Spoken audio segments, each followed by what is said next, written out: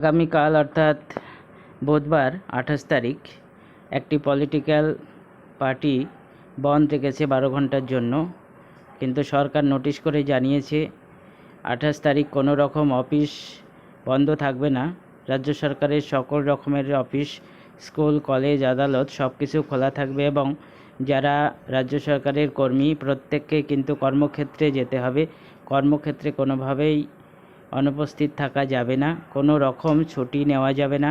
Notice করে জানানো হয়েছে, নোটিশটি আপনারা দেখে নিন এবং সকলের মধ্যে শেয়ার করে দেন। কয়েকটা ক্ষেত্রে ছাড় দেওয়া হবে, এখানে বলা আছে, এখানে দেখে নিন, 4টি পয়েন্ট দেওয়া আছে। এমপ্লয়িজরা কোন কোন ক্ষেত্রে ছুটি নিতে পারবে, এই ক্ষেত্রগুলো বাদ দিয়ে কোনো রকম ছুটি নেওয়া যাবে না এবং শোকজ লেটারও দিতে পারে যদি কোনো কর্মী অ্যাবসেন্ট যায়। সেক্ষেত্রে নোটিশটা আপনারা দেখে নিন এবং সকলের মধ্যে শেয়ার করে দিন।